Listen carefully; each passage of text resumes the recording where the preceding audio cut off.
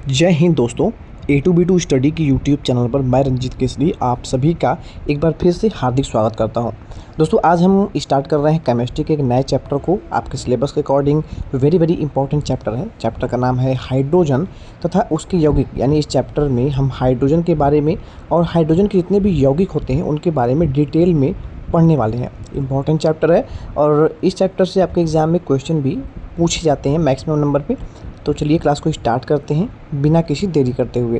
Class थोड़ी सी लंबी हो सकती है तो क्लास में लास्ट तक बने रहिएगा, आपको हर एक चीज़ें अच्छे से क्लियर हो जाएंगी।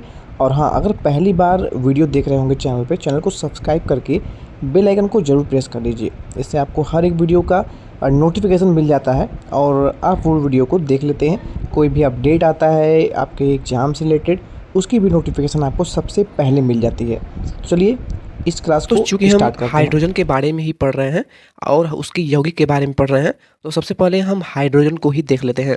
हाइड्रोजन आवर्त सारणी का प्रथम तत्व है, ये आप सभी अच्छे से जानते हैं। हाइड्रोजन जो है वो हमारी पीरियोडिक टेबल का फर्स्ट एलिमेंट है। यह अभी तक ज्ञात तत्वों में सबसे हल्का है। दोस्तों अगर आपको पीरियोडिक टेबल में सबसे हल्के तत्व की बात अगर की जाए तो सबसे हल्का जो तत्व है वो क्या है? हाइड्रोजन जी है, जो कि एक गैस है। सन 1766 ईस्वी में, इसको आप याद करिएगा, सन 1766 ईस्वी में कैवेंडिश नाम के ने इस गैस को लोहे पर तनु सल्फ्यूरिक अम्ल की क्रिया से बनाया था। यानी कैवेंडिश नाम के एक वैज्ञानिक ने इस गैस की खोज की थी। इन्होंने लोहे पर तनु सल्फ्यूरिक अम्ल यानी कि H2SO4, ठीक है, H2SO4 अम्ल का क्रिया से बनाया हुआ था हाइड्रोजन को। और सन 1783 में क्या हुआ था? तो लेवेजियर नाम के वैज्ञानिक ने इसे नाम दिया था क्या? हाइड्रोजन। दोस्तों क्वेश्चन इस पे दो प्रकार से बनेंगे।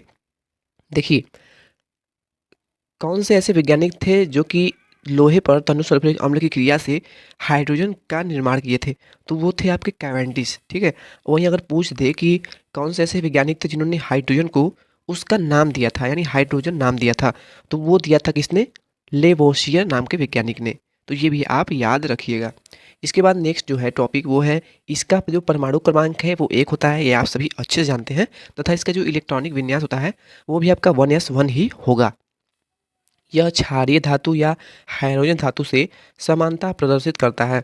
दोस्तों अगर आपने हमारी पिछली वीडियो जो कि तत्वों का आवर्ती वर्गीकरण था केमिस्ट्री का, अगर आपने उसे नहीं देखा है तो हमारी केमिस्ट्री की प्लेलिस्ट में जाएं, चैनल को सब्सक्राइब करें और उस वीडियो को अवश्य देख लें। उसमें मैंने पूरे पीरियोडिक टेबल को ही काफ़ी डिटेल में समझाया हुआ है। दोस्तों फर्स्ट ए के जो एलिमेंट्स होते हैं आवर्त सारणी में यानी पीरियोडिक टेबल में, उन्हें हम क्षारीय धातु कहते हैं। वहीं जो सेकेंड ए के एलिमेंट्स होते हैं उन्हें क्षारीय मृदा धातु कहते हैं। इसी प्रकार आपके जो आवर्त सारणी में सबसे लास्ट क्या कहते हैं, आवर्त यानी स्तंभ के तत्व होते हैं, उन्हें हम क्या कहते हैं? अक्रिय गैस कहते हैं या फिर अक्रिय तत्व कहते हैं। तो अगर आपने पिछली वीडियो नहीं देखी है तो उस वीडियो को अवश्य देख लें। दोस्तों इसके बाद ये जो तत्व होते हैं वो क्षारीय धातु तथा हाइड्रोजन के साथ समानता व्यक्त करते हैं, ये मैंने आपको बता दिया। यह ब्रह्मांड में सबसे अधिक पाया जाने वाला तत्व है।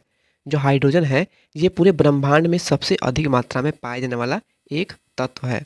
इसके बाद हम क्या जानेंगे? इसके बाद जानेंगे पृथ्वी की सतह का लगभग 0.9% भाग अनुसार हाइड्रोजन है। पृथ्वी के भाग में 0.9% भाग ऐसा है जो कि हाइड्रोजन ही है। दोस्तों हाइड्रोजन पृथ्वी की सतह का लगभग 0.9% भाग के अनुसार हाइड्रोजन ही है।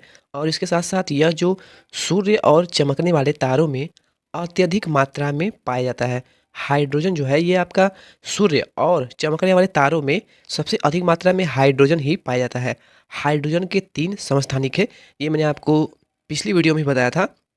इसके कुल 3 समस्थानिक है, क्रमशः 1 2 3, जिनका नाम जो है वो है प्रोटियम, ड्यूट्रियम तथा ट्राइटियम। दोस्तों समस्थानिक और संभारिक क्या होते हैं अगर आपको नहीं पता तो ये भी मैंने आपको पिछली वीडियो में बताया हुआ है। तो पिछली वीडियो को आप अवश्य देख लीजिए, उससे आपके बहुत सारे क्वेश्चन और बहुत सारे डाउट भी क्लियर होंगे। दोस्तों इसके बाद जो मैं आपको बताने जा रहा हूँ उसको आप बहुत ही ध्यान से समझिएगा और नोट भी कर दीजिएगा, क्योंकि जब हम न्यूमेरिकल और ऑब्जेक्टिव टाइप क्वेश्चन करेंगे तो आप ये मत कहिएगा कि सर आपने ये नहीं बताया है, क्योंकि ये सब जो हैं ये आपके आगे न्यूमेरिकल में मिलने वाले हैं। क्या मिलने वाले हैं? हाइड्रोजन गैस बनाने की प्रयोगशाला विधि यानी प्रयोगशाला में laboratory method of preparation of hydrogen gas. Hydrogen gas को प्रयोगशाला की विधि से कैसे बनाया जाता है, तो जान लीजिए कि प्रयोगशाला में हाइड्रोजन गैस को जस्ते यानी कि जिंक पर H2SO4 यानी सल्फ्यूरिक अम्ल की क्रिया द्वारा बनाया जाता है। जैसा कि आप यहाँ पे समीकरण देख सकते हैं, आपका जिंक है, ठीक है, यहाँ पे जिंक है और यहाँ पे आपका H2SO4 से क्रिया कराई जा रही है। तो आपका होगा क्या, देखिए आपका Zn जो है वो आपका SO4 से अभिक्रिया करेगा और आपका पड़ेगा क्या, ZnSO4। आपका बचा आपका H2, तो आपका H2 यानी हाइड्रोजन बन गया। तो इस प्रकार प्रयोगशाला में आपकी हाइड्रोजन गैस का निर्माण किया जाता है। तो ये समीकरण आप नोट कर लीजिए और एकदम याद कर लीजिए, इसको रट लीजिए, क्योंकि ये जो आपकी प्रयोगशाला विधि है ना, इसी से ऑब्जेक्टिव क्वेश्चन बनते हैं। आगे हम जब आपको क्वेश्चन कराएंगे ना, तो आपको ये क्वेश्चन उसमें दिखने को भी मिलेगा। तो इसको आप अच्छे से देख लीजिए और चाहे तो स्क्रीनशॉट भी ले सकते हैं। दोस्तों इसके साथ साथ जो आपका हाइड्रोजन गैस है, इसके फिजिकल प्रॉपर्टीज यानी भौतिक गुण को देख लीजिए। हाइड्रोजन जो है ये आपका रंगहीन, स्वादहीन तथा गंधहीन गैस है। यानी अगर आपको हाइड्रोजन गैस दे दी जाए तो आप उसे पहचान नहीं पाएंगे, आप उसे देख नहीं सकते, क्योंकि ये रंगहीन है। इसके साथ साथ ये स्वादहीन है, यानी अगर आप इसे टेस्ट करते हैं तो आपको इसका कोई भी स्वाद नहीं मिलेगा, ये आपका स्वादहीन है, यानी इसे आप टेस्ट लेस भी कह सकते हैं। इसके साथ साथ ये गंधहीन गैस है, यानी इसकी कोई भी गंध भी आपको नहीं आती है। और इसके साथ साथ ये जो गैस है यह जल में बहुत कम विलेय है। ये जो हाइड्रोजन गैस है ये जल में विलेय कम होता है। इसके साथ साथ क्योंकि इसके अणु अध्रुवीय होते हैं। दोस्तों हाइड्रोजन जो होता है इसके जो अणु होते हैं वह अध्रुवीय होते हैं। यह सबसे हल्की गैस है, ये मैंने आपको शुरुआत में ही बता दिया है। वायु की अपेक्षा इसका जो घनत्व होता है वो आपका 0.695 है। तो ये आपकी याद करने वाले टॉपिक हैं। इसका जो गलनांक है और क्वथनांक है ये भी आपको याद करना चाहिए। क्या है, इसका गलनांक 13.8 केल्विन है और इसका जो क्वथनांक है वो आपका 20.4 केल्विन है। यह जलती है, हाइड्रोजन आप सभी जानते हैं ये जलती है, पर दोस्तों ध्यान दीजिएगा, किंतु जलने में सहायक नहीं है। यानी हाइड्रोजन गैस है जो कि जलती है, इसे आप जला सकते हैं, ये जल सकती है, ज्वलनशील गैस है, पर ये जलाने में सहायक नहीं है। अगर आप चाहें कि हाइड्रोजन गैस के द्वारा हम किसी चीज़ को, अन्य चीज़ को, कोई भी वस्तु को जलाना चाहें तो हाइड्रोजन गैस स्वयं तो जलती है पर किसी वस्तु को या किसी चीज़ को जलाने में सहायक नहीं है। जैसे कि आप मिट्टी के तेल को ले लीजिए, मिट्टी के तेल को आप कहीं पर छिड़क करके या फिर किसी भी पेपर पे अगर आप मिट्टी के तेल को छिड़क करके अगर उसे आग दिखाते हैं तो आपको वो पेपर भी जलने लगता है मिट्टी के तेल के साथ साथ। पर वहीं अगर आप हाइड्रोजन गैस को, पेपर को जलाना चाहें हाइड्रोजन गैस के माध्यम से तो ये संभव नहीं है। भौतिक गुण में लास्ट है, इसे निम्न ताप पर व उच्च ताप पर क्या होता है, द्रवित किया जा सकता है। ये जो हाइड्रोजन गैस है इसे अगर आप निम्न ताप व उच्च दाब दें तो इसे आप द्रव में बदल सकते हैं। कहें कि आपका जो हाइड्रोजन गैस होता है ये आपका गैस होता है और आप इसे द्रव में कन्वर्ट करना चाहें, किसमें, द्रव में, तो इसे अगर आप निम्न ताप यानी कम ताप दें और उच्च दाब दें यानी हाई प्रेशर दें तो आप इसे द्रव में यानी लिक्विड फॉर्म में चेंज कर सकते हैं। तो इतना आपको क्लियर हो गया होगा। इसके बाद हम आगे चलते हैं। दोस्तों भौतिक गुण के बाद अब हम रासायनिक गुण यानी कि केमिकल प्रॉपर्टीज देखेंगे। हाइड्रोजन अत्यंत सक्रिय तत्व नहीं है, अतः अन्य तत्वों के साथ तीव्रता से क्रिया नहीं करता है। अगर आप हाइड्रोजन गैस को 2000 केल्विन तक का तापमान देते हैं तो ये अपना अलग अलग परमाणुओं में टूट जाता है, ठीक है। लिटमस पेपर जो होता है इसका नाम आपने सुना होगा, लिटमस पेपर पर इसका कोई भी इफेक्ट, कोई भी प्रभाव नहीं पड़ता है, किसका, हाइड्रोजन का। धातुओं के साथ क्रिया, रिएक्शन विथ मेटल, यह हल्की तथा क्रियाशील धातु है। हाइड्रोजन जो है आपका ये बहुत ही हल्की और क्रियाशील धातु है, जैसे कि सोडियम, पोटेशियम, कैल्शियम इत्यादि के साथ विद्युत संयोजी हाइड्राइड बनाता है।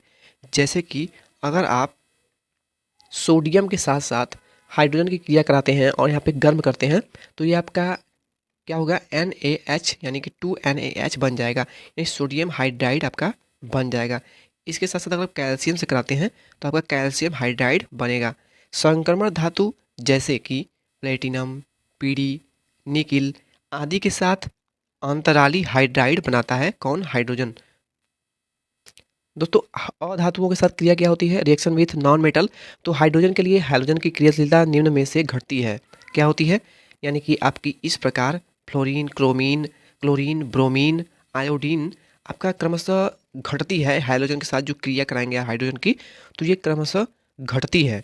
अतः फ्लोरीन जो है वो अंधेरे में, क्लोरीन सूर्य के प्रकाश में, ब्रोमीन केवल गर्म करने पर तथा आयोडीन केवल उत्प्रेरक की उपस्थिति में क्रिया करती है। दोस्तों ये सभी आप याद रखिएगा, काफ़ी इंपॉर्टेंट है। फ्लोरीन जो है केवल अंधेरे में ही अभिक्रिया करती है हाइड्रोजन से। वहीं जो क्लोरीन है, इसको अगर आप हाइड्रोजन से क्रिया कराएंगे ना तो कोई भी क्रिया नहीं होगी जब तक आप सूर्य का प्रकाश की उपस्थिति नहीं दें। ठीक है। ब्रोमीन केवल गर्म करने पर, ब्रोमीन की अभिक्रिया हाइड्रोजन से कराने के लिए आपको गर्म देना, क्या कहते हैं, गर्म करना होगा उसे, यानी उसे हीट देना होगा। ठीक है। और उसी प्रकार आयोडीन जो है, आयोडीन आपकी वो हाइड्रोजन से अभिक्रिया तभी करती है जब आप उत्प्रेरक की उपस्थिति दर्ज कराते हैं। उत्प्रेरक क्या होता है? तो ये मैंने आपको पिछली वीडियो में बता रखा है। उत्प्रेरक वह पदार्थ होता है जो कि आपके किसी भी अभिक्रिया के वेग को बढ़ा दे या फिर घटा दे या फिर उसमें किसी प्रकार का परिवर्तन ला दे। यहाँ पर आप सभी एग्जाम्पल के तौर पे भी समझ सकते हैं। जैसे में आपका फ्लोरीन है, तो देखिए हाइड्रोजन का फ्लोरीन से आप अभिक्रिया कराएंगे कहाँ पर? अंधेरे में। तो क्या होगा? ये आपका हाइड्रोजन फ्लोराइड बनेगा, हाइड्रोजन फ्लोराइड। ठीक है।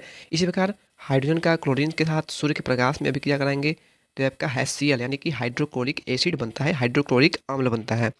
हाइड्रोजन का अगर आप ब्रोमीन से अभिक्रिया कराते हैं तो हाइड्रोजन ब्रोमाइड बनता है। वहीं हाइड्रोजन का आयोडीन से अभिक्रिया कराते हैं तो हाइड्रोजन आयोडाइड बन जाता है। दोस्तों नेक्स्ट पॉइंट हमारा है धातु ऑक्साइडों के साथ क्रिया, यानी रिएक्शन विथ मेटल ऑक्साइड। दोस्तों आप सभी हमें कमेंट बॉक्स में बहुत सारे कमेंट करते हैं कि सर आपकी वीडियो काफ़ी अच्छी लग रही है, या फिर बहुत अच्छा समझ में आते हैं, आप बहुत अच्छे से पढ़ाते हैं, समझाते हैं। तो हमें काफ़ी अच्छा लगता है कि आप हमें कमेंट बॉक्स में बताते हैं कि आपकी वीडियो कैसी लग रही है, आपको समझ में आ रहा है कि नहीं आ रहा है। तो काफ़ी अच्छा लगता है हमें। तो आप हमें कमेंट बॉक्स में बताया करिए। और अगर आपको ऐसे टॉपिक अगर समझ में नहीं आते हैं, बहुत छात्रों को समस्या होती है धातु ऑक्साइडों के साथ क्रिया ये है क्या, इनको समझ में नहीं आता है, तो हम आपको इतना डीपली पढ़ाते हैं, इतना अच्छे से समझाने का प्रयास करते हैं कि आपको कोई डाउट नहीं रहे। अगर आपको ये समझ में नहीं आता है तो हम आपको इसका सिंपल तरीका भी बता सकते हैं। जैसे में आप इसी टॉपिक को ले लीजिए, जैसे कि धातु ऑक्साइडों के साथ क्रिया। तो अगर आपको ये समझ नहीं आ रहा है तो इसको छोड़िए, इसको आप गोली मारिए, इसको छोड़ दीजिए। क्या है? धातु ऑक्साइडों के साथ क्रिया। ऑक्साइड क्या हुआ? CuO कापर क्या है आपका? Cu है आपका, कापर है। उसी प्रकार Zn क्या है? ये भी आपका कोई एलिमेंट ही है ना। उसी प्रकार Pb यानी कि लेड जो है ये भी आपका कोई एलिमेंट है। तो देखिए कॉपर क्या है? आपका कोई तत्व है। अगर आप इसमें ऑक्सीजन जोड़ दें तो क्या होगा? ये ऑक्साइड हो जाएगा। ठीक है। इसी प्रकार कोई भी आपका एलिमेंट है, अगर आप उसमें ऑक्सीजन जोड़ देते हैं तो आपका वो धातु का ऑक्साइड बन जाता है। तो कितना आसानी से मैंने आपको समझाया। और दोस्तों इतना समझाने पे भी अगर समझ नहीं आ रहा है तो समझ लीजिए आपको कोई भी समझा नहीं सकता। आप समझ लीजिए बैल ही हैं, आपको कोई समझा नहीं सकता। ठीक है। तो देखिए CuO जो है ये आपका कॉपर का ऑक्साइड हो गया। और इसमें आपको अभिक्रिया क्या करना है? H2 के साथ, यानी हाइड्रोजन के साथ। और इसमें आप ऊष्मा दे रहे हैं, हीट दे रहे हैं। तो होगा क्या? कोई भी ऑक्साइड ले लीजिए, ZnO, यही से कॉमन नहीं है कि आपको इसी लेना है या फिर यही को लेना है या फिर यही को लेना है। कोई भी एलिमेंट है, हम आप तीनों को नहीं लेंगे, हम इस तीनों को नहीं लेंगे। हम लेंगे आपका सोडियम को ऑक्साइड को, NaO। ठीक है। सबसे अलग हम लेंगे। तो सोडियम ऑक्साइड को हम H2 से अभिक्रिया कराते हैं हाइड्रोजन से। यहाँ पे हम ऊष्मा यानी हीट दे देंगे तो बनेगा क्या? आपका NaO बन जाएगा। क्या बनेगा आपका? NaO। यहाँ पे बनेगा NaO प्लस आपका H2O। यानी साफ तौर पे ये समझिए कि हाइड्रोजन जो है आपका किसी भी धातु ऑक्साइड से, कोई भी धातु ऑक्साइड हो आपका, ठीक है, अभिक्रिया करने के बाद क्या देता है? जल दो है वो कॉमन देता है सभी के साथ। जल जो है वो जरूर देता है, निश्चित रूप से देता है।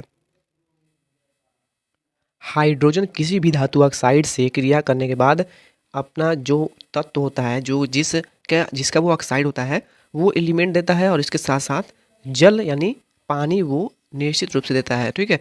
तो यही आपको याद रखना है। दोस्तों आपने हाइड्रोजन तो बहुत पढ़ लिया इसके बारे में, पर इसका यूज क्या है क्या आपको पता है?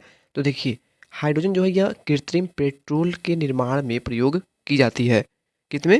कृत्रिम पेट्रोल के निर्माण में हाइड्रोजन का यूज किया जाता है। यह द्रवित हाइड्रोजन तथा द्रवित ऑक्सीजन के रूप में रॉकेट ईंधन के लिए भी यूज की जाती है। हाइड्रोजन जबकि आपका ज्वलनशील होता है, इसलिए इसको द्रवित के रूप में, द्रव के रूप में बदल करके इसको रॉकेट में ईंधन के रूप में भी यूज में लिया जाता है। यह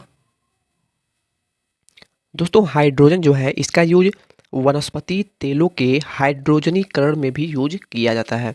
इसके साथ साथ यह प्रयोगशाला तथा अनेक उद्योग धंधों में अपचायक की तरह भी यूज इसका किया जाता है और यह अनेक यौगिक बनाने में प्रयोग भी की जाती है। जैसे कि अमोनिया बनाने के हैबर विधि में हम हाइड्रोजन का यूज करते हैं। भाप अंगार गैस और अनेक उर्वरक बनाने में भी इसका यूज किया जाता है, जैसे कि यूरिया, अमोनियम सल्फेट आदि। दोस्तों एक चीज़ ध्यान दीजिएगा, आपको यूरिया, अमोनियम सल्फेट और कुछ कॉमन ऐसे आपके फार्मूले हैं जिसका सूत्र आपको याद होना चाहिए। यूरिया का सूत्र जैसे क्या होता है, यूरिया का सूत्र आपका होता है NH2CONH2। ठीक है, इसी प्रकार आपको कुछ ऐसे एलिमेंट हैं जो कि इंपॉर्टेंट हैं, तो उसके आपको सूत्र याद होने चाहिए। दोस्तों उन सभी सूत्रों का मैं आपको टेलीग्राम चैनल पे PDF भी प्रोवाइड करा दूंगा। तो इसके लिए आपको क्या करना होगा, हमारी टेलीग्राम चैनल को ज्वाइन करना होगा। तो ज्वाइन करने के लिए आपको इसका लिंक जो है वो हमारी डिस्क्रिप्शन बॉक्स में, वीडियो के डिस्क्रिप्शन बॉक्स में अवेलेबल मिल जाएगा। उस पर क्लिक करके ही आप हमारी टेलीग्राम चैनल से जुड़ सकते हैं। दोस्तों वहाँ पर हम आपको टेस्ट सीरीज वगैरह भी प्रोवाइड कराते रहते हैं। दोस्तों अगर आप चाहें तो हमें इंस्टाग्राम पे और फेसबुक पेज पे भी फॉलो कर सकते हैं, ये आपकी इच्छा है। दोस्तों नेक्स्ट पॉइंट है हमारा जल यानी वाटर। तो इसके बारे में आप सभी जानते हैं, पर इसमें कुछ ऐसे जल के पॉइंट हैं जो आपको नहीं पता होंगे, तो इसको हम पढ़ लेते हैं, फास्टली पढ़ लेंगे। जल दो तत्वों से मिलकर बनता है, हाइड्रोजन तथा ऑक्सीजन। H2O होता ही है, आप जानते हैं H2O, तो इसमें का हाइड्रोजन हो गया, ऑक्सीजन हो गया। तो जल जो है दो तत्वों से मिलकर बनता है। जल के एक अणु में दो हाइड्रोजन के परमाणु तथा एक ऑक्सीजन का परमाणु होता है। जैसे कि यहाँ पे H2O है तो H जो है वो दो है और ऑक्सीजन के एक परमाणु है। ठीक है, जल का रासायनिक सूत्र भी आपका H2O होता है। इतना क्लियर हो गया होगा। जल तीनों भौतिक अवस्था में रह सकता है। इन जल को हम अगर बर्फ के रूप में जमा दें तो ये ठोस के रूप में, उसी प्रकार द्रव के रूप में तो हम पीते हैं जल को, और इसी प्रकार गैस के रूप में, यानी जल को जब हम गर्म करते हैं तो ये भाप बनकर उड़ने लगता है। तो ये जो भाप बनता है यही हमारा गैस होता है। जल प्रकृति में मुक्त तथा संयुक्त दोनों अवस्थाओं में पाया जाता है और जल समुद्र, झीलों, नदियों, कुओं तथा झरनों आदि में पाया जाता है। तो ये सभी आप 90% छात्र अच्छे जानते हैं। पृथ्वी का लगभग 75% भाग जल ही है। यह जंतु तथा वनस्पति का प्रमुख अवयव है, यानी प्रमुख स्रोत है जीवन जीने का। जल जो है वो लवण के अणुओं के साथ रासायनिक रूप से संयुक्त होकर लवण के क्लिस्टर बनाने में सहायता करता है तथा स्वयं उसका एक भाग बन जाता है। इसे क्रिस्टलन जल कहते हैं। कैसे, देखिए, जैसे कि CaSO4 कैल्शियम सल्फाइड और H2O। यहाँ पे आपका क्या है, CaSO4 इंटू 5H2, जो ये टोटल आपका एक ही में है। और ये सूत्र है आपका क्रिस्टलन का। ये क्रिया जो हो रही है इसे हम क्रिस्टलन जल कहते हैं। दोस्तों आइए जल के गुण के बारे में जान लेते हैं, यानी प्रॉपर्टीज ऑफ वाटर। जल हाइड्रोजन का उदासीन ऑक्साइड है, ये आप सभी जानते हैं। शुद्ध जल, स्वच्छ जल रंगहीन, गंधहीन, स्वादहीन तथा पारदर्शक होता है। जल का कोई रंग नहीं होता है, यानी ये रंगहीन होता है, और इसका साथ साथ इसका कोई गंध भी नहीं होता है, ये गंधहीन होता है। बशर्ते अगर आप कहेंगे कि सर जो जल होता है वो आपका कुछ एक आता है इसमें लोहे जैसी स्वाद, तो दोस्तों ये आपके जो आपका जल होता है वो शुद्ध रूप में नहीं होता है। जो आपको उसमें लोहे सी आपकी गंध आती है या फिर पीने में आपका लोहे जैसा टेस्ट आता है, तो उसमें मिले ऑक्साइड के कारण ऐसा होता है। वो जल आपका शुद्ध नहीं होता है। इसी प्रकार जो आपका जल होता है, शुद्ध जल, वो आपका स्वादहीन होता है, यानी टेस्टलेस होता है, और ये पारदर्शक होता है, यानी इस जल के आप इस पार से उस पार देख सकते हैं। इसका हिमांक 0 डिग्री सेंटीग्रेड तथा क्वथनांक 100 डिग्री सेंटीग्रेड होता है। यह एक द्विध्रुवीय यौगिक है। इसका द्विध्रुवीय गुण कितना होता है, 1.85D, तथा इसका द्विध्रुवत्व स्थिरांक भी उच्च अर्थात 81 होता है। जल के अणुओं में हाइड्रोजन बंद होने के कारण यह असामान्य उच्च हिमांक तथा उच्च क्वथनांक प्रदर्शित करता है। ससंयोजी अणु जो जल के साथ हाइड्रोजन बंध बनाते हैं, जल में घुलनशील होते हैं। जो आपके सहसंयोजी अणु होते हैं ना, जो जल के साथ हाइड्रोजन बंध बनाते हैं, जल में घुलनशील होते हैं।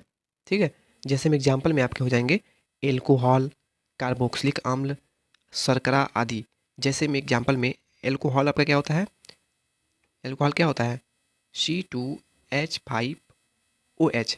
ठीक है, तो ये आपके सहसंयोजी अणु जो इसमें होते हैं, जो जल के साथ हाइड्रोजन बंध बनाते हैं। जल अणु की संरचना यानी स्ट्रक्चर ऑफ वाटर मॉलिक्यूल। जल का जो स्ट्रक्चर होता है बहुत ही आसान होता है। कैसा होता है? आपका होता क्या है H2O, तो आपका H एक अणु इससे हो गया, आपका O हो गया और एक अणु आपका H हो गया। तो ये आपकी संरचना हो गई इसकी जल की। ठीक है, अब हम जानेंगे जल का जो अणु सूत्र होता है वो H2O होता है। अतः जल में H के 2 परमाणु ऑक्सीजन के 1 परमाणु सहसंयोजी बंध बनाते हैं। ये मैंने आपको पहले ही बता रखा है। H2O के केंद्रीय परमाणु ऑक्सीजन में sp³ संकरण होता है। 2 OH बंध बनाते हैं तथा ऑक्सीजन पर 2 एकाकी इलेक्ट्रॉन युग्म रहते हैं। जैसे कि मैंने आपको ये स्ट्रक्चर अभी बता दिया था। देखिए इनके बीच जो कोण होता है, जो एंगल होता है वो आपका 104 डिग्री पॉइंट 5 डिग्री तथा OH यानी हाइड्रोजन से एक ऑक्सीजन का जो बंध की लंबाई होती है। देखिए आपका ऑक्सीजन होता है जो कि हाइड्रोजन के 2 परमाणु से जुड़ा होता है। तो एक हाइड्रोजन और ऑक्सीजन के बीच जो दूरी होती है बॉन्ड की, यहाँ पे हम थोड़ा कलर चेंज कर लेते हैं। जो जो आपकी दूरी होती है ना, एक हाइड्रोजन और ऑक्सीजन बॉन्ड की जो दूरी होती है वो कितनी होती है? 95.7 pm होती है। ठीक है, इसके साथ साथ H2O की आकृति जो होती है वो भी की तरह या कोणीय होती है। देखिए यहाँ पे भी क्यों लिखा हुआ है? तो देखिए हाइड्रोजन के 2 परमाणु होते हैं तो इसे आप इस प्रकार भी बना सकते हैं। तो ये आपकी भी की आकृति की हो गई। आपका 2 हाइड्रोजन जो है वो ऑक्सीजन के साथ जुड़ा हुआ है तो ये भी जैसी आकृति हो गई। तो इस प्रकार भी इसका आप स्ट्रक्चर बना सकते हैं। और नॉर्मली हम बनाते कैसे हैं? HOH। ठीक है, तो दोनों ही प्रकार से इसका स्ट्रक्चर बनाया जाता है। बर्फ का घनत्व तो जल से कम होता है। नेक्स्ट पॉइंट हमारा है बर्फ जो है इसका घनत्व जो होता है बर्फ से, जो बर्फ का घनत्व होता है वो जल से कम होता है। दोस्तों इसके बाद हम देखेंगे भारी जल। भारी जल वह जल होता है जिनमें कि बहुत सारी अशुद्धियाँ मिली होती हैं, जैसे कि ड्यूटेरियम ऑक्साइड के नाम जानते हैं। इसका सूत्र होता है D2O, यानी जिसे ड्यूटेरियम ऑक्साइड कहा जाता है। ठीक है, ड्यूटेरियम ऑक्साइड को हम भारी जल कहते हैं। भारी जल की खोज जो है वो 1932 में हुई थी और किया किसने था? यूरे और वार्सबर्न नाम के वैज्ञानिक ने किया था। यूरे और वार्सबर्न ने। यह एक रंगहीन गैस है। ये जो आपका भारी जल है वो आपका रंगहीन होता है, गंधहीन होता है और स्वादहीन होता है। दोस्तों ड्यूटेरियम ऑक्साइड जो है ये आपका रंगहीन, गंधहीन तथा स्वादहीन द्रव है और ये नाभिकीय रिएक्टर में तेजी से चल रहे न्यूट्रॉनों की गति को धीमा कर देता है यानी कम कर देता है, अर्थात ये मंदक का कार्य करता है। दोस्तों अगला जो पॉइंट है जिससे कि एग्जाम में हर साल क्वेश्चन बनते हैं कि जल का या फिर भारी जल का, यहाँ पे आपका जल हो गया, यहाँ पे आपका भारी जल हो गया, तो जल भारी जल का या फिर जल का हिमांक, क्वथनांक और घनत्व, परावैद्युतांक, घुलनशीलता। तो इस 5 से 6 टॉपिक ऐसे हैं जिनसे हर साल क्वेश्चन 1 से 2 100% बनते हैं। तो आपसे रिक्वेस्ट है कि आप ये जो एक चार्ट है ना, गुण और भाई जल और जल, जल और भाई जल, ठीक है, तो ये चार्ट में जितने भी आपके पॉइंट है 5 ही पॉइंट है तो आप बहुत ही आसानी से याद कर पाएंगे। तो परावैद्युतांक, ठीक है, और पदार्थों की घुलनशीलता तो जल की उच्च होती है और D2 यानी कि भाई जल की निम्न होती है। तो ये आप 5 से 6 पॉइंट अगर याद कर लेते हैं तो आपके एग्जाम में 1 से 2 क्वेश्चन फिक्स आपका हो जाता है, यानी आपके 4 से 8 अंक आपके फिक्स हो जाते हैं। तो आप इस चार्ट को याद कर लीजिएगा। दोस्तों आगे है कठोर एवं मृदु जल यानी हार्ड एंड सॉफ्ट वाटर। दोस्तों इतनी बड़ी महाभारत हमें रचने की आवश्यकता नहीं है, साफ तौर पर समझ लीजिए। साबुन ले लीजिए आप, क्या ले लीजिए? साबुन। तो देखिए एक आपका हो गया साबुन, एक आपका हो गया जल, ठीक है। तो वह जल, क्या वह जल जो कि साबुन के साथ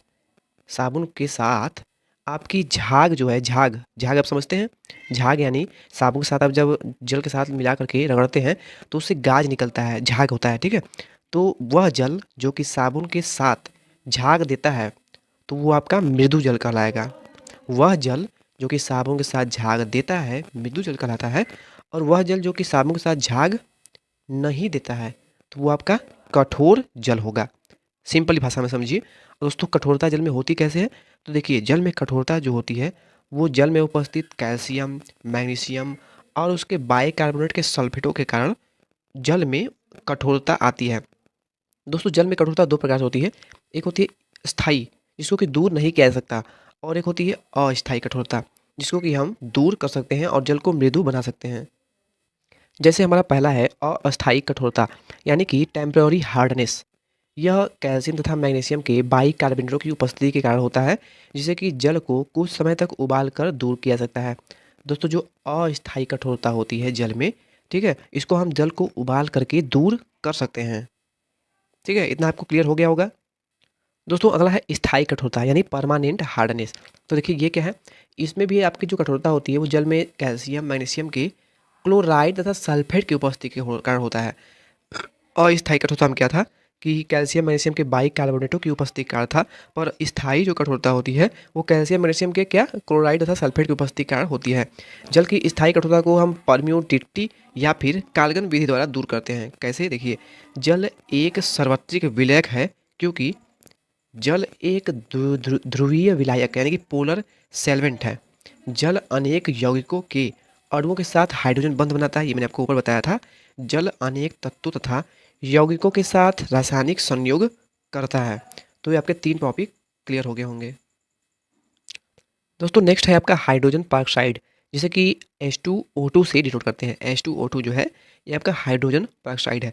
हाइड्रोजन पेरोक्साइड क्या है, तो अगर आपने बचपन में अपने कान में किसी प्रकार की गंदगी चल जाती है, ठीक है, या फिर कान जाम हो जाता है, तो अपने डॉक्टर के यहाँ गए होंगे। तो डॉक्टर क्या करता है कि आपके कान में एक प्रकार का लिक्विड डालता है, एक लिक्विड डालता है जो कि आपके कान में एक जलन होती है, और उसमें से गाज के रूप में जितनी भी मैल गंदगियाँ बैठी होती हैं वो क्या होती हैं, आपकी बाहर आ जाती हैं। तो वो जो कान में डॉक्टर डालता है ना, वो क्या होता है आपका, वो ही आपका हाइड्रोजन पेरोक्साइड होता है। तो आप यहाँ पे ये भी जान लीजिए, हाइड्रोजन पेरोक्साइड का एक कार्य भी है, इसका यूज भी है क्या, कान का साफ करना। क्या, कान को साफ करना, कान का साफ करना, ये आपका कार्य भी है किसका, हाइड्रोजन पेरोक्साइड का, ठीक है, करना। तो ये भी आप नोट कर लीजिए। इसका निर्माण कैसे होता है, तो देखिए 50% H2SO4 का विद्युत अपघटन करने पर कैथोड पर H2 यानी हाइड्रोजन तथा एनोड पर पेरोक्साइड सल्फ्यूरिक अम्ल यानी H2S2O8 बनता है। H2S2O8 के कम दाब पर आसवन से क्या होता है, आपका 30% तक H2O2 यानी हाइड्रोजन पेरोक्साइड का निर्माण होता है। ठीक है, इतना आपको क्लियर हो गया होगा। 10 ग्राम आयतन H2O2 का अर्थ क्या है, देखिए 10 आयतन H2O2 का अर्थ है H2O2 विलयन का 1 ml गर्म करने पर NTP पर यानी normal temperature and pressure, NTP क्या होता है, नॉर्मल टेम्परेचर एंड प्रेशर पर 10 ml O2 मुक्त करता है। जो आपका हाइड्रोजन पेरोक्साइड है ना, ये विलयन को अगर हम 1 ml गर्म करने पर नॉर्मल टेम्परेचर एंड प्रेशर पर 10 ml O2 यानी ऑक्सीजन को मुक्त करता है। तो ये आपको नोट करना है। 10 आयतन H2O2 विलयन में आपकी हाइड्रोजन पेरोक्साइड कितना होता है, तो 10 आयतन H2O2 विलयन में 3.04% आपका हाइड्रोजन पेरोक्साइड होता है। 20 आयतन H2O2 की जो विलयन में हाइड्रोजन पेरोक्साइड उपस्थिति होगी कितनी होगी, तो जैसे इसकी गुना हो जाएगी, आपका 3.104 है तो आपका कितना हो जाएगा, 6.08 हो जाएगा। तो ठीक है, यहाँ पे 10 आयतन है, 20 आयतन हो जाएगा, तो यहाँ पे आपकी हाइड्रोजन पेरोक्साइड की जो परसेंटेज होगी वो बढ़ जाएगी, दुना हो जाएगी। 20 आयतन H2O2 की नॉर्मलता क्या होगी, तो देखिए 20 आयतन H2O2 की नॉर्मलता निकालने के लिए आप इस फार्मूले का यूज़ करेंगे, ग्राम प्रति लीटर सांद्रता बाई तुल्यांकी भार 6.07/17, ठीक है, इक्वल टू 3.57 न्यूटन। दोस्तों, अगर आपको तुल्यांकी भार या फिर नॉर्मलता निकालने नहीं आता है तो ये हम ऑब्जेक्टिव क्वेश्चन सॉल्व करते समय सॉल्व करेंगे। आगे है आपका शुद्ध हाइड्रोजन पेरोक्साइड जो होता है वो रंगहीन गंधहीन द्रव होता है। जो शुद्ध रूप में आपका हाइड्रोजन पेरोक्साइड होता है ना, वो आपका कोई भी इसका कलर नहीं होता है, रंगहीन होता है, और इसमें कोई स्मेल भी नहीं आती है। 0 डिग्री सेंटीग्रेड पर इसका घनत्व जो होता है वो 1.46 और क्वथनांक 85 डिग्री सेंटीग्रेड होता है। दोस्तों, ये सब आंकड़े आप याद कर लीजिएगा, क्योंकि हम जब ऑब्जेक्टिव टाइप क्वेश्चन कराएंगे ना, तो आपको ये सब क्वेश्चन उसमें मिलेंगे, तो आप उसको झट से सॉल्व करेंगे। ठीक है, तो ये सब आप याद कर लीजिएगा। दोस्तों, अंत में कुछ इसके अम्लीय गुण यानी कि एसिडिक कैरेक्टर और ऑक्सीकारक गुण भी जान लीजिए। देखिए, अम्लीय गुण में क्या है, अगर हम सोडियम हाइड्रोक्साइड आपका है, इसके साथ अगर अभिक्रिया कराते हैं किसका, सोडियम H2O2 का यानी हाइड्रोजन पेरोक्साइड का सोडियम हाइड्रोक्साइड के साथ क्रिया कराते हैं, तो आपका क्या होता है, आपका सोडियम पेरोक्साइड प्लस जल का निर्माण होता है। ठीक है, अम्लीय गुण यही हुआ कि अगर आप हाइड्रोजन पेरोक्साइड का सोडियम हाइड्रोक्साइड के साथ अभिक्रिया कराते हैं तो आपका सोडियम पेरोक्साइड प्लस H2 यानी कि जल का निर्माण होता है। अब ऑक्सीकारक गुण यानी कि ऑक्सीडेशन प्रॉपर्टी क्या है, तो H2O2 जो है क्योंकि सुगमता से ऑक्सीजन का परमाणु देता है, तो देखिए H2O2 को जब हम अभिक्रिया कराते हैं, गर्म करते हैं, तो ये आपका जल में और ऑक्सीजन में आपस में टूट जाता है। इसके साथ साथ इसके कई सारे ऑक्सीकारक गुण हैं, तो इसे आप देख लीजिए। जो आपका Pb यानी लेड सल्फाइड है, इसके साथ अगर अभिक्रिया कराएंगे हाइड्रोजन परऑक्साइड की, तो क्या होगा आपका PbSO4 + H2O। दोस्तों आपको अभिक्रिया करानी आती है या नहीं आती है? अगर नहीं आती है तो आप हमें कमेंट बॉक्स में बताइए, लिखिए सर नहीं आती हैं, तो हम आपको इसके लिए एक पर्सनली अलग से वीडियो बनाएंगे और हम आपको उसमें बताएंगे कि कैसे किसी भी समीकरण को संतुलित किया जाता है और कैसे किसी अभिक्रिया को पूर्ण किया जाता है। ठीक है। तो दोस्तों फाइनली हमने इस चैप्टर के थ्योरिकल पोर्शन को बहुत ही अच्छे से कंप्लीट कर लिया है। तो चलिए अब इस चैप्टर से जो भी इम्पॉर्टेंट क्वेश्चन एग्जाम की दृष्टि से बनते हैं, जो भी इम्पॉर्टेंट ऑब्जेक्टिव क्वेश्चन बनते हैं, उनको सॉल्व कर लेते हैं। क्लास थोड़ी लंबी हो सकती है लेकिन काफ़ी इंपॉर्टेंट क्लास है, तो क्लास में लास्ट तक जरूर बने रहिएगा। दोस्तों इससे पहले कि हम क्लास को स्टार्ट करें, आप सभी वीडियो को लाइक और अपने अपने ग्रुप्स में शेयर अवश्य कर दें। इसके साथ हम स्टार्ट करेंगे आज की क्लास। तो आज की जो हमारी पहली प्रश्न है वो है, जिंक H2SO4 से क्रिया करके बनाता है, तो क्या बनाता है? जिंक जो है वो H2SO4 यानी कि सल्फ्यूरिक अम्ल से क्रिया करके क्या बनाता है? तो चलिए हम देख लेते हैं कि कैसे क्या बनता है। दोस्तों आपका जिंक है जो कि सल्फ्यूरिक अम्ल से, जिंक जो है वो आपकी H2SO4 से क्रिया करेगा, H2SO4 से आपका अभिक्रिया करेगा और ये क्या बनाएगा दोस्तों? ZnSO4 यहाँ पे क्रिया करेगा। क्या होगा यहाँ पे आपका अभिक्रिया होगा ZnSO4 प्लस आपका हो जाएगा SO2 जो कि गैस है, मुक्त होगी, प्लस आपका होगा H2O मुक्त होगा। ठीक है, तो ये आपकी अभिक्रिया होगी। तो अगर आप इस अभिक्रिया में देखेंगे तो आपकी सल्फर डाइऑक्साइड मुक्त हो रही है, इसके साथ साथ आपका जल बन रहा है और जिंक सल्फाइड बन रहा है। दोस्तों अब आ जाइए क्वेश्चन पे। तो क्वेश्चन में पूछा है कि जिंक H2SO4 से क्रिया करके क्या बनाता है। तो आपने देखा कि जिंक जो है वो H2SO4 से क्रिया करके क्या बनाता है। पहला तो आपका ZnSO4 यानी जिंक सल्फाइड बनता है, इसके बाद आपका SO2 यानी सल्फर डाइऑक्साइड गैस मुक्त होती है और लास्ट में आपका जल बनता है। तो यहाँ पे ऑप्शन नंबर सी जो हमारा है वो करेक्ट हो जाएगा।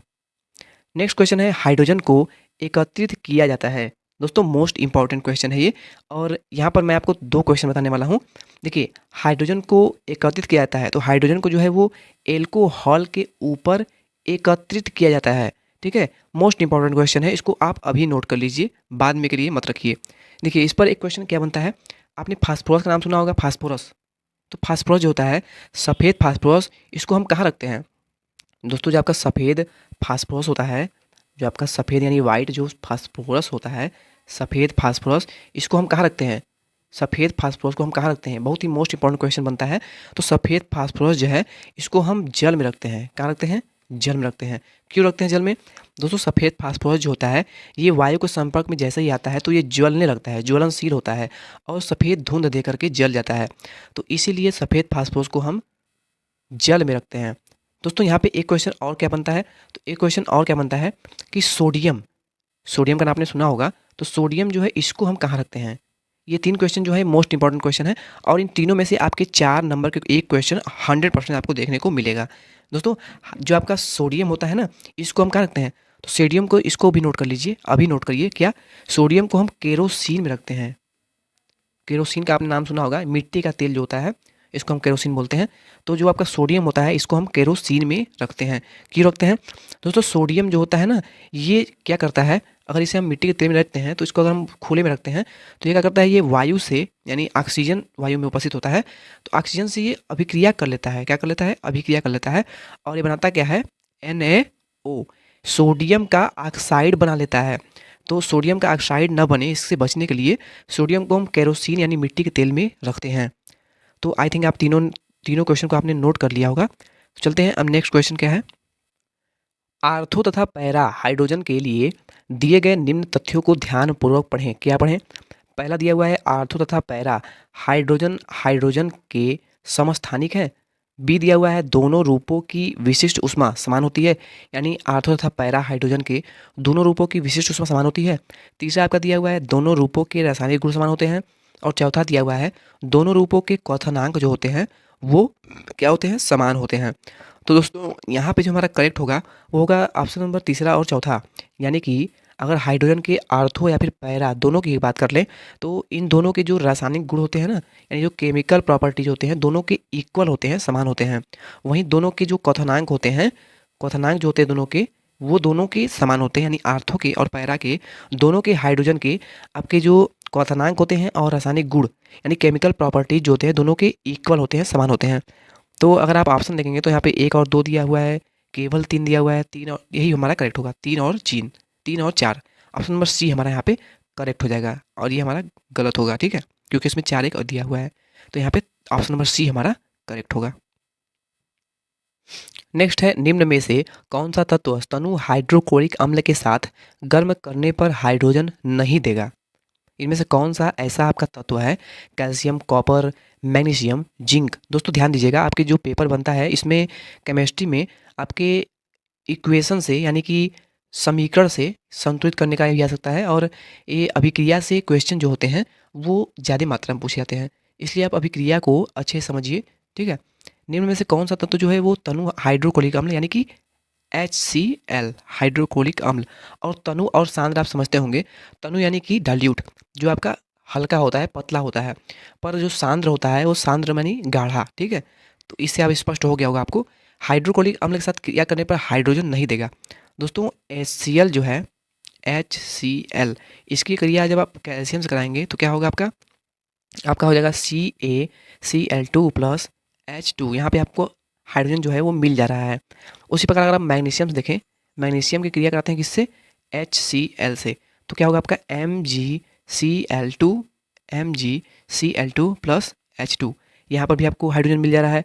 उसी प्रकार अगर आप जिंक का देख लें तो जिंक का मैंने आपको बताया ही था, तो उसमें आपको H2 मुक्त हो रहा था, तो यहाँ पे हम कर लेते हैं। देखिए जिंक से अगर आप क्रिया करेंगे किसका, HCl का, ठीक है, तो यहाँ पर क्या होगा आपका ZnCl2 प्लस H2। यहाँ पर भी आपको हाइड्रोजन मिल रहा है, पर अगर आप कॉपर से इसकी क्रिया कराएंगे Cu प्लस HCl, तो दोस्तों यहाँ पर क्या होता है, यहाँ पर आपको CuCl2 मिलता है, और हाइड्रोजन जो होता है ना यहाँ पे आपको नहीं मिलता है, यहाँ पर आपको हाइड्रोजन मुक्त नहीं मिलता है। तो यहाँ पे जो आपका कॉपर है ये हाइड्रोजन हाइड्रोक्लोरिक अम्ल के साथ गर्म करने पर हाइड्रोजन नहीं देता है। यहाँ पे हमारा जो ऑप्शन नंबर बी है ना, कॉपर, यही हमारा करेक्ट आंसर हो जाएगा। दोस्तों कॉपर जो एक ऐसा धातु है जो कि आपके अपवाद की श्रेणी में भी आता है, तो इसका भी एक मुख्य कारण है कि ये हाइड्रोजन जो गैस है ये मुक्त नहीं करता है। 5वां क्वेश्चन है, हाइड्रोजन नहीं बनती जब जिंक क्रिया करती है।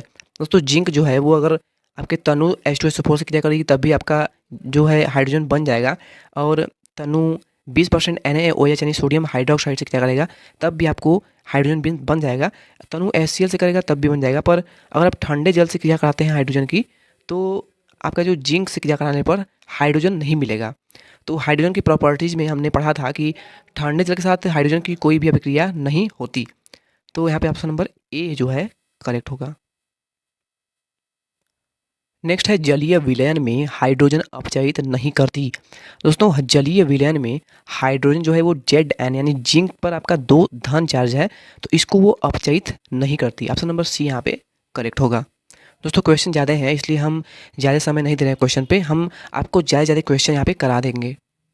नेक्स्ट क्वेश्चन है 7वां हमारा, नरम हाइड्रोजन को सांद्र H2SO4 के ऊपर नहीं सुखाया जा सकता, क्योंकि क्या कारण है? जो आपका नरम हाइड्रोजन होता है उसको सांद्र H2SO4 के ऊपर नहीं सुखाया जा सकता। इसका कारण है दोस्तों कि यह आग पकड़ लेती है। ऑप्शन नंबर ए हमारा यहाँ पे करेक्ट होगा।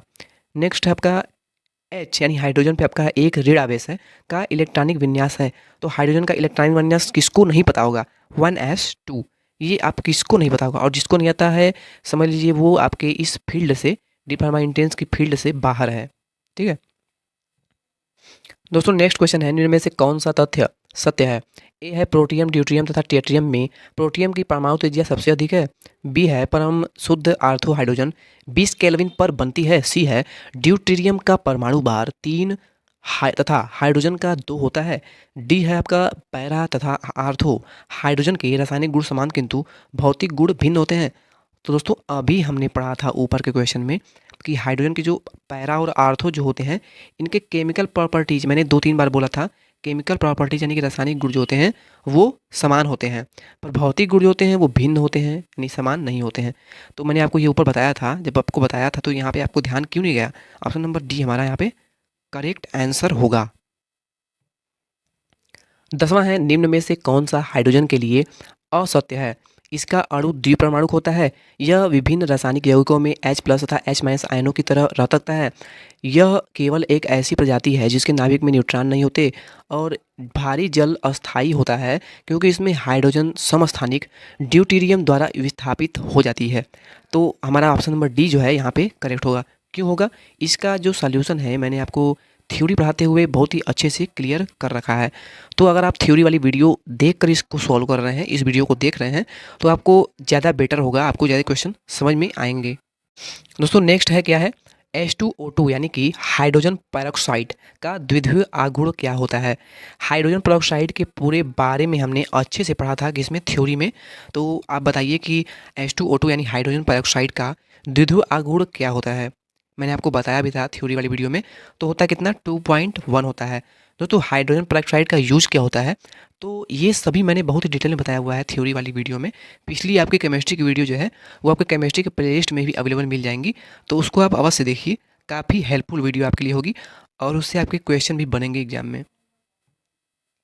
नेक्स्ट है NaCOCl प्लस H2O2 यानी हाइड्रोजन पेरोक्साइड अभिक्रिया कर रहा है आपका NaCl से, बन रहा है क्या? NaCl plus O2 plus H2O यानी सोडियम क्लोराइड प्लस ऑक्सीजन बन रहा है आपका और जल। इस अभिक्रिया में हाइड्रोजन पेरोक्साइड अणु क्या करता है? तो इस अभिक्रिया में अगर आप ध्यान से देखेंगे तो आपका हाइड्रोजन पेरोक्साइड जो है, ये अणु जो है वो इलेक्ट्रॉन को क्या करता है?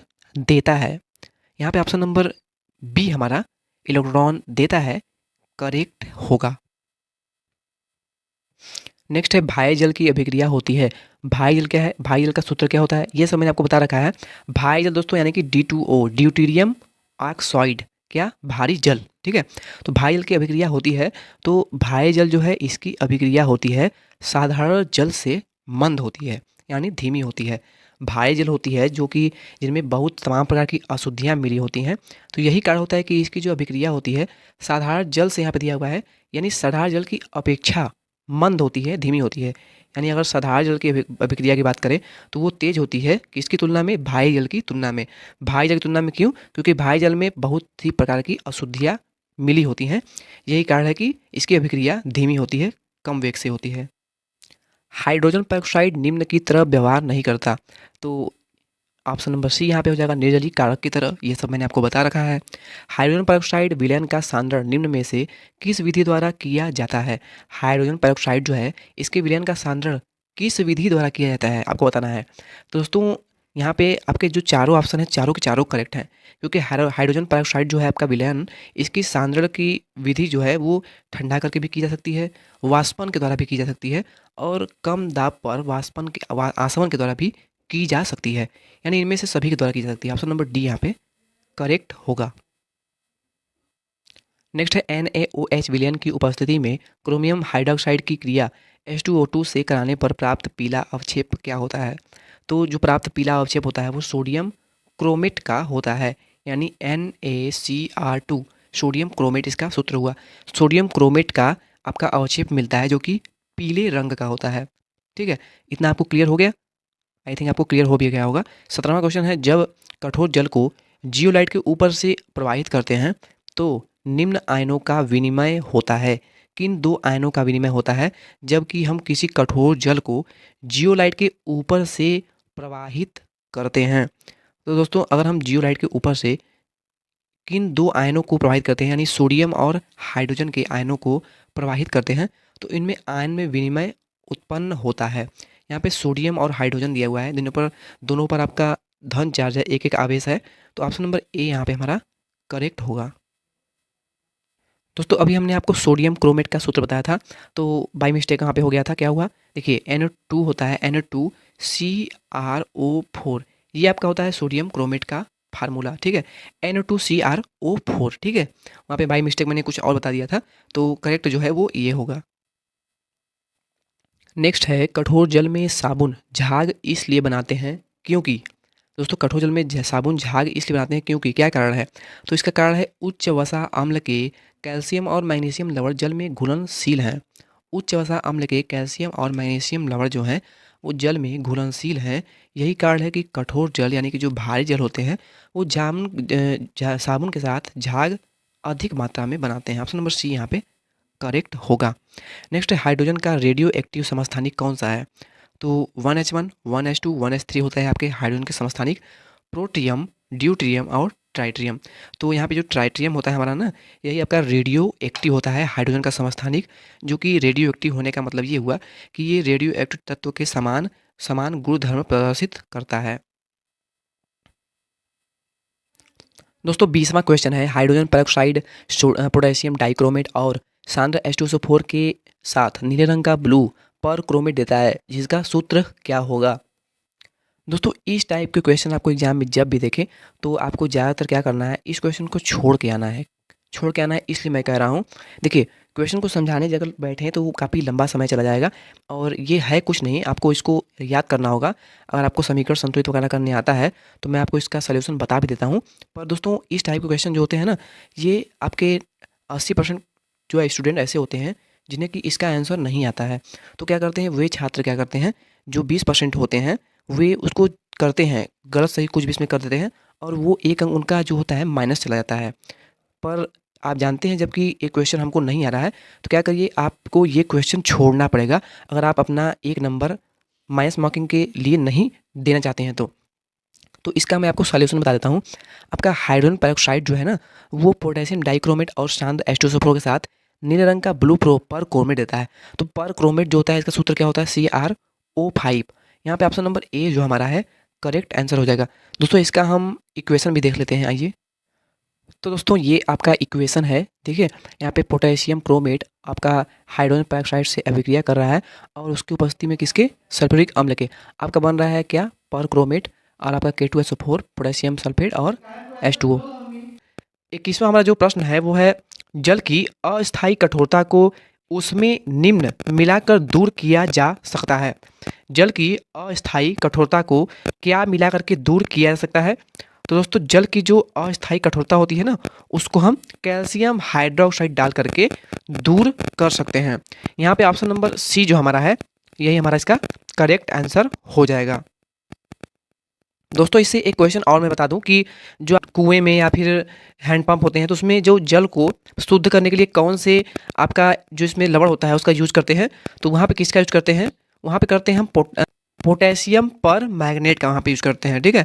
तो ये भी आपका इंपॉर्टेंट है, इसलिए इसको भी याद रखिएगा। नेक्स्ट है आपका SO3 को जब भाई जाल के साथ गर्म करते हैं तो निम्न उत्पाद बनता है। दोस्तों जब हम सल्फर ट्राईऑक्साइड, देखिए यहाँ पे SO3 है, जब SO2 होता है तो इसको हम सल्फर डाइऑक्साइड पढ़ते हैं। पर यहाँ पे आप देखेंगे तो यहाँ पे 2 नहीं बल्कि यहाँ पे 3 है, यहाँ पे आपका ये 3 है, तो ये इसे हम सल्फर ट्राईऑक्साइड पढ़ेंगे, क्या, सल्फर ट्राईऑक्साइड, ठीक है। तो इसको भी ध्यान दीजिएगा। देखिए जब हम सल्फर ट्राईऑक्साइड को जब भारी जल के साथ गर्म करते हैं तो हमें जो उत्पाद बनकर मिलेगा वो कौन सा मिलेगा, इसमें से हमारा जो ऑप्शन नंबर ए है यानी ड्यूट्रोसल्फ्यूरिक अम्ल मिलेगा। ऑप्शन नंबर ए यहाँ पे हमारा करेक्ट आंसर होगा। दोस्तों इसको आप समीकरण को सॉल्व करिएगा, जैसे कि देखिए ये आपका सल्फर ट्राईऑक्साइड हो गया और भारी जल का आपका क्या सूत्र होता है, भारी जल का होता है D2O, यही होता है ना। तो इसको आप जब इसको गर्म करेंगे, यहाँ पे जब इसे आप गर्म करेंगे तो आपका क्या बनेगा, ड्यूट्रोसल्फ्यूरिक अम्ल बनेगा, ठीक है। ऑप्शन नंबर ए यहाँ पे हमारा करेक्ट हो जाएगा। नेक्स्ट क्वेश्चन हमारा है 23वां क्वेश्चन, क्या है, देखिए 23वां जो क्वेश्चन है हमारा न्यूमेरिकल टाइप है। इसमें दिया हुआ है 10 आयतन H2O2 विलयन का सांद्रता कितनी होगी। दोस्तों इस टाइप के क्वेश्चन एग्जाम में अक्सर बनते हैं, तो इस क्वेश्चन को बहुत ही ध्यान से आप समझिएगा, ठीक है। दोस्तों इस प्रकार का प्रश्न आपको जब भी दिखे तो आपको क्या करना है, सबसे पहले आपको H2O2 जो दिया हुआ है इसका अणु भार ज्ञात करना होगा। दोस्तों सबसे पहले हम H2O2 यानी कि हाइड्रोजन पेरोक्साइड का अणु भार निकाल लेते हैं। तो अणु भार निकालने के लिए आपका हाइड्रोजन का परमाणु भार 1 होता है, तो यहाँ पे 1 × 2 आपका हो जाएगा, क्योंकि 2 आपके हाइड्रोजन परमाणु हैं, प्लस आपका हो जाएगा ऑक्सीजन का परमाणु भार आपका 16 होता है और इंटू इसमें 2 जब मल्टीप्लाई करेंगे क्योंकि 2 परमाणु इसके भी हैं तो आपका यहाँ पे 2 हो जाएगा और प्लस यहाँ पे क्या हो जाएगा आपका 16 के दूना 32, यहाँ पे 32 हो जाएगा। यानी अगर हम दोनों को जोड़ दें तो आपका कितना आ जाएगा, 32 × 2 आपका 34 हो जाएगा। पर दोस्तों यहाँ पे हम इसको जोड़ते नहीं हैं। अगर हम ऐसा करें, क्योंकि देखिए आपका ये H2O2 है, अगर इसमें हम आगे 2 से मल्टीप्लाई कर दें तो इसके दोनों मान पे कोई इफेक्ट नहीं पड़ेगा, क्योंकि अगर 2 से मल्टीप्लाई करेंगे तो आपका हाइड्रोजन भी 4 हो जाएगा, ऑक्सीजन भी 2 दूना 4 हो जाएगा, यानी मान में कोई इफेक्ट नहीं पड़ेगा। तो इसलिए हम यहाँ पे आगे अगर 2 से मल्टीप्लाई कर दें तो आपका ये 4 हो जाएगा, और यहाँ पे क्या हो जाएगा, ये आपका 64 हो जाएगा। यानी टोटल जो आपका मान है इसका अणु भार, ये कितना आ जाएगा, कितना आ जाएगा, 68 आ जाएगा। ठीक है, इतना आपको इसका अणु भार निकालने में कोई समस्या आपको नहीं होनी चाहिए। इसके बाद क्या करेंगे दोस्तों, इसके बाद हमको ज्ञात करना है 10 आयतन H2O2 विलयन की सांद्रता क्या होगी। ठीक है, तो इसके लिए हम इसको जब सॉल्व करेंगे तो 10 आयतन यहाँ पे दिया हुआ है दोस्तों। 10 आयतन को जब हम 100 से मल्टीप्लाई करेंगे तो आपका वो मिलीलीटर में चेंज हो जाएगा। 10 आयतन आपको जब भी दिया हो तो आपको क्या करना होगा, आपको 100 से मल्टीप्लाई करना होगा उसको मिलीलीटर में चेंज करने के लिए, क्योंकि अगर आप किसी भी मिनरल की सांद्रता ज्ञात करेंगे तो वो मिलीलीटर या फिर लीटर में होगी। ठीक है, यहाँ पे 10 आयतन दिया हुआ है, तो 10 आयतन को जब आप 100 से मल्टीप्लाई करेंगे तो आपका कितना हो जाएगा, 1000 ml यानी मिलीलीटर। दोस्तों 1000 मिलीलीटर यानी 1 लीटर से लिख सकते हैं, ये तो आप जानते ही होंगे। यानी कि ये जो आपका 10 आयतन है ये आपका 1 लीटर के बराबर है। वहीं अगर आपका ये 100 आयतन होता तो आपका एक यहाँ पे 10 लीटर के बराबर हो जाता, पर ये आपका 1 लीटर के बराबर है। तो 1 लीटर आयतन में आपको हाइड्रोजन पेरोक्साइड विलयन की सांद्रता ज्ञात करनी है। तो देखिए, जब 1 लीटर में आप इसकी सांद्रता को ज्ञात करेंगे तो इसके लिए क्या करेंगे, देखिए आपका जो परमाणु अणु भार आया था वो कितना आया था, 68 आया था।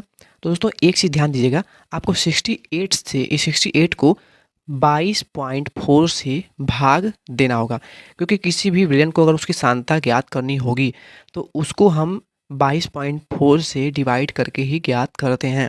ये इसको नोट कर लीजिए, बी मोस्ट इम्पॉर्टेंट है। इसका मान भी आपको पूछता है एग्जाम में कि किसी भी विलयन की सांद्रता एनटीपी पर कितनी होती है। एनटीपी यानी कि नॉर्मल एनटीपी यानी नॉर्मल टेम्परेचर एंड प्रेशर पर किसी विलयन की सांद्रता कितनी होती है, तो याद कर लीजिए इसको 22.4 होता है, यानी 22.4 होता है। इसको दोस्तों बहुत ही अच्छे से नोट कर लीजिए, ये आपका पूछता है। तो 68 आपका है, इसको जब आप 22.4 से डिवाइड करेंगे तो आपका कितना आएगा, ये आपका आ जाएगा आपका 3.03 समथिंग आ जाएगा। ठीक है, तो दोस्तों जैसा कि हमारा 3.03% आ गया है, तो अगर हम ऑप्शन से देखें तो ऑप्शन नंबर बी हमारा करेक्ट हो जाएगा, क्योंकि यहाँ पे 3.03 है तो हम 3 मान सकते हैं। 3% हमारा इसका करेक्ट आंसर होगा। तो दोस्तों विलयन की सांद्रता निकालने आई थिंक आपको आ गया होगा, और एक बार वीडियो को आप रिवर्स करके फिर से देख लेंगे तो आपको क्लियर हो जाएगा। नेक्स्ट क्वेश्चन है आपका, निम्न में से कौन सा कथन सही नहीं है। निम्न में कौन सा कथन सही नहीं है, दोस्तों ध्यान दीजिएगा, कौन सा कथन इसमें से सही नहीं है आपको बताना है। तो अगर आपने हमारी पिछली वीडियो नहीं देखी होगी तो आप 100% इसका आंसर जो है वो सिर्फ देख कर ही दे देंगे। दोस्तों ये बहुत ही बच्चों वाला क्वेश्चन है, अगर आपने हमारी पिछली वीडियो को देखा होगा तो आप इस क्वेश्चन का आंसर तुरंत दे देंगे। ध्यान से चारों ऑप्शन को पढ़िए। देखिए चौथा ऑप्शन क्या दिया हुआ है, H2O2 एक दुर्बल क्षार होता है। दोस्तों मैंने आपको बताया था कि जिस भी आपका लवण में या फिर जिस भी यौगिक में आपका हाइड्रोजन आयन उपस्थित होगा वो आपका अम्लीय होगा। तो ये मैंने आपको बताया था, तो यहाँ पे हमारा ऑप्शन नंबर डी हो जाएगा करेक्ट, क्योंकि मैंने आपको इसके बारे में डिटेल में बता दिया है। तो हम यहाँ पे टाइम वेस्ट नहीं करेंगे, हम चलेंगे नेक्स्ट क्वेश्चन पे। नेक्स्ट है हाइड्रोजन पेरोक्साइड का उपयोग होता है। तो हाइड्रोजन पेरोक्साइड जो है इसका उपयोग ऑक्सीकारक के रूप में भी होता है, अपचायक के रूप में भी होता है, और इसके साथ साथ विरंजन के रूप में भी होता है। यहाँ पे ऑप्शन नंबर डी हो जाएगा करेक्ट, यानी कि इनमें से सभी। नेक्स्ट है H2O2 के बारे में कौन सा कथन असत्य है। ए दिया हुआ है, यह अम्लीय एवं क्षारीय दोनों माध्यम में अच्छा ऑक्सीकारक है। बी है, यह अम्लीय KMnO4 को अपचयित कर देता है। सी है आपका, यह प्रतिरोधी के रूप में प्रयुक्त होता है। और डी है, समान दाब पर इसको आसवन द्वारा सांद्रित किया जा सकता है। तो दोस्तों यहाँ पे हमारा करेक्ट आंसर होगा ऑप्शन नंबर डी ही, क्योंकि इसे हम समान दाब पर इसको आसवन द्वारा हम सांद्रित कर सकते हैं। ऑप्शन नंबर डी यहाँ पे हमारा करेक्ट होगा। ये सब मैंने आपको बता रखा है पहले ही। थ्योरी वाली वीडियो अगर आपने नहीं देखी है तो उसको अवश्य देख लें। 29वां क्वेश्चन हमारा है, जल का उच्च क्वथनांक होता है क्योंकि।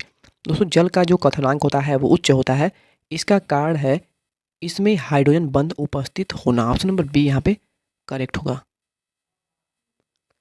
30वां क्वेश्चन है, जल एक उत्तम विलायक का कार्य करता है।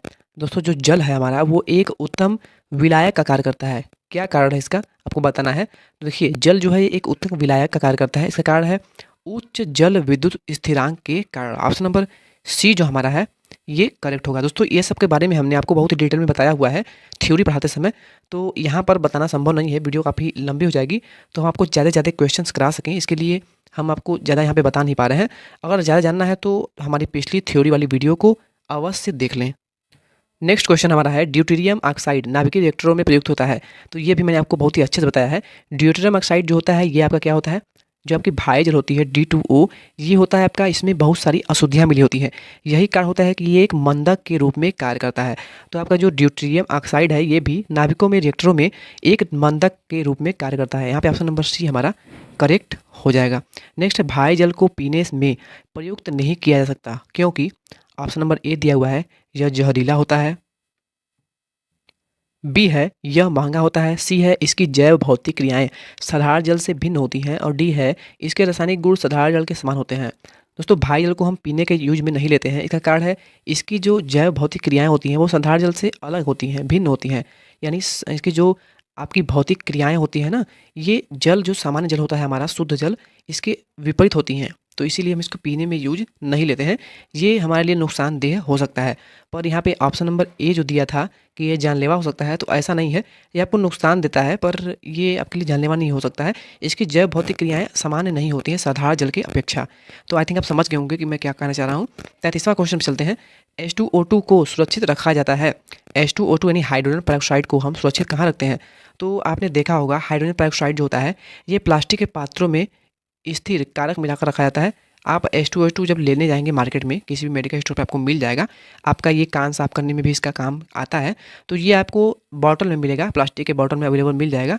ठीक है, तो H2O2 जो है ये प्लास्टिक के पात्रों में स्थिर कारक मिलाकर के रखा जाता है। ऑप्शन नंबर सी यहाँ पे करेक्ट होगा। अगला है भारी जल का निर्माण कैसे होता है? भारी जल का निर्माण कैसे होता है तो बताइए, भारी जल का निर्माण कैसे होता है?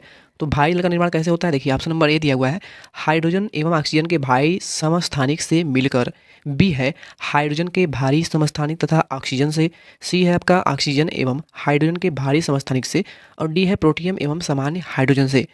तो दोस्तों भारी जल का जो निर्माण होता है वो ऑक्सीजन एवं हाइड्रोजन के भारी समस्थानिकों के मिश्रण से होता है। ये भी मैंने आपको बता रखा है। ऑप्शन नंबर सी यहाँ पे करेक्ट होगा। दोस्तों भारी जल जो है यानी जो आपकी भारी जल होती है इसमें तमाम प्रकार की अशुद्धियाँ मिली होती हैं। तो उसमें जो अशुद्धियाँ होती हैं वो ऑक्सीजन और हाइड्रोजन के समस्थानिक से ही मिली हुई होती हैं। 35वां है H2O2 का जलीय विलयन होता है। कैसा होता है? तो H2O2 का जलीय विलयन जो होता है वो दुर्बल अम्लीय होता है। जो हमने ऊपर वाले क्वेश्चन किए थे फर्स्ट वाला, उसमें दिया था कि H2A2 का विलयन जो होता है वो दुर्बल क्या होता है? दुर्बल क्षारीय वहाँ पे दिया हुआ था, इसलिए हमने उसको गलत किया। क्योंकि यहाँ पे आपका जो हाइड्रोजन आयन है वो उपस्थित है, तो ये अम्लीय होगा। जैसे दोस्तों आपने देखा कि ये जो क्वेश्चन है वो 2 से 3 प्रकार से आपका पूछा जा रहा है। तो मैंने आपको इतने अच्छे से बता दिया है कि अम्लीय और क्षारीय को छाड़ना, तो आप बिना कुछ किए ही उसको बहुत ही आसानी से सॉल्व कर पाएंगे। तो यहाँ पे दुर्बल अम्लीय हमारा करेक्ट होगा। अगला है आपका CuSO4 इंटू 5D2O होता है। तो ये क्या होता है?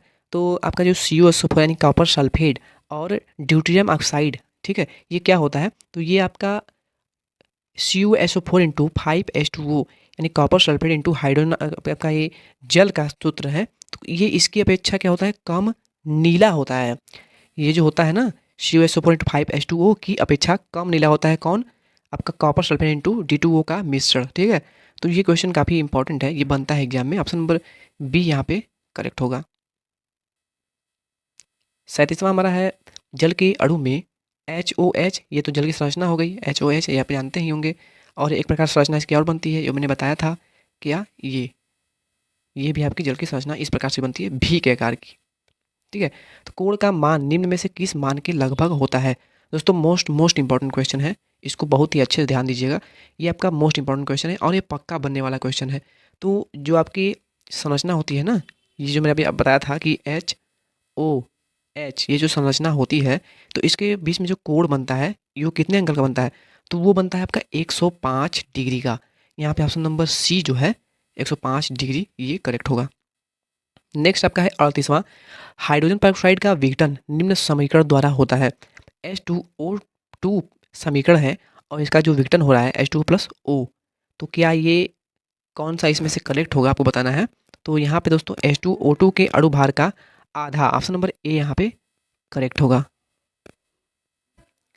39वां क्वेश्चन है, कठोर जल में निम्नलिखित में से किस समूह के आयन होते हैं।